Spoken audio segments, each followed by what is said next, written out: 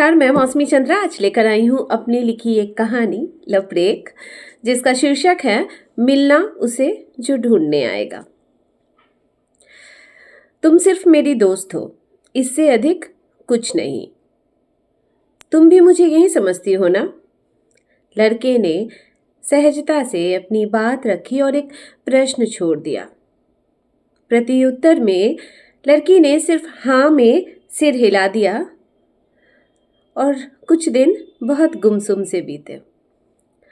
लड़का पहले की तरह दिन भर की बातें उसे बताता और लड़की अपनी बड़ी बड़ी आंखें उस पर टिका कर सुनती रहती। कभी कभी ये बड़ी आंखें तरल हो जाती, फिर एक मुस्कान सारी तरलता कंठ में उड़ेल लेती। दिन बीतते गए।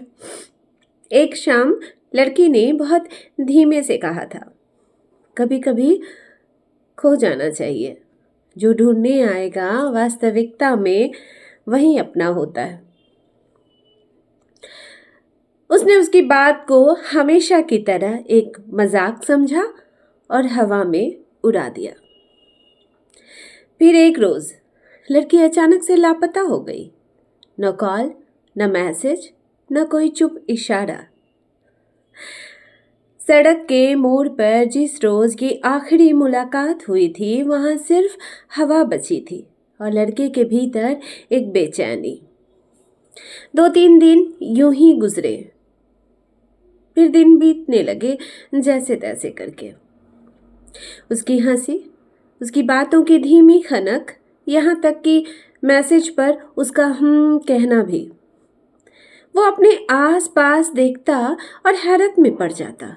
दुनिया के बाकी लोग कैसे अपनी उसी दिनचर्या में खोए हैं, यंत्र चालित से।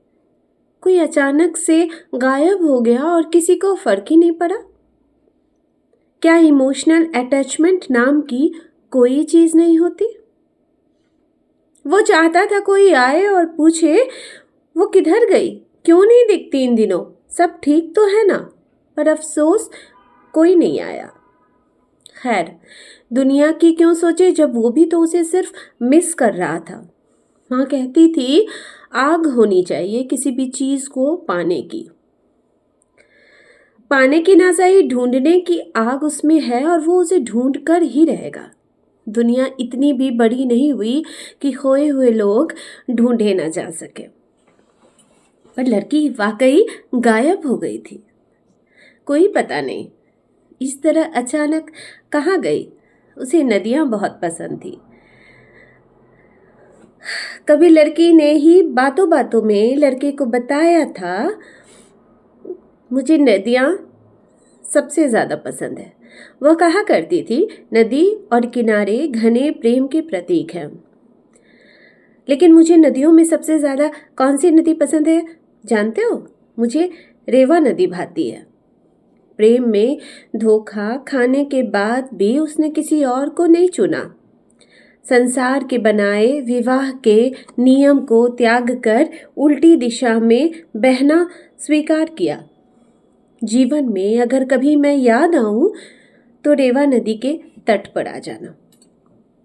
आज लड़का खड़ा था उसी नदी के तट पर, ढलता सूरज और चांद के आने की आहट। एक पत्थर पर पानी में अपने दोनों पांव डाले वो बैठी दिखाई दी। गुलाबी शॉल जो हर सर्दियों में उसके कांधे लग जाती, उसे ही ओढ़े।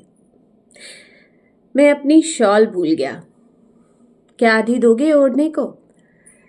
ठंड लग रही है मुझे, दो ना ओढ़ने के लिए, लड़के ने आहिस्ते से कहा। लड़की ने मुड़कर देखा।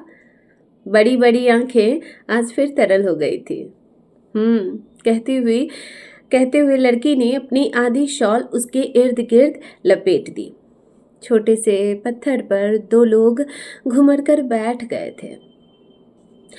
कभी कभी अनजाने लोग सबसे ज्यादा जगह घेर लेते हैं। सही है ना? प्रेम में सब कुछ शेयर कर लेना चाहिए, जगह भी, शॉल भी और एकांत भी। तो ये थी मेरी छोटी सी प्यारी प्रेम कहानी, मिलना उसे जो ढूंढने आएगा। अगली बार फिर मिलती हूँ एक नई कहानी के साथ।